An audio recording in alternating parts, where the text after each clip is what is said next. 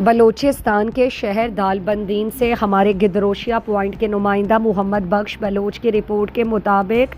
محکمہ صحت، یونیسیف اور EPI کے تعاون سے بگ کیچ اپ آگاہی مہم کا آغاز۔ اس سلسلے میں DHO آفس کے ٹریننگ ہال میں کمیونٹی کے اشتراک سے آگاہی پروگرام کا انعقاد ہوا، جس کی صدارت district health officer Chagai doctor Abdul Malik Baloch نے کی۔ آگاہی مہم میں ڈپٹی DHO جاوید حسن سیاپاد، یونیسیف کے کمیونٹی کمیونیکیشن آفیسر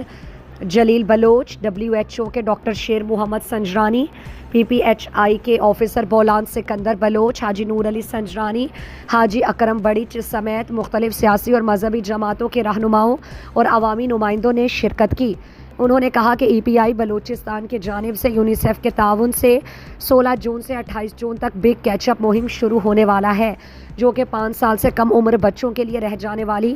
حفاظتی ٹیکہ جات کا کورس مکمل کرنے کی ایک عالمی کوشش ہے۔ یہ مہم بلوچستان میں خاص طور پر اہم ہے، جہاں حفاظتی ٹیکوں کی کمی کی وجہ سے بچے مہلک بیماریوں کا شکار ہو رہے ہیں، جن کی روک تھام حفاظتی ٹیکہ جات سے ہی ممکن ہے۔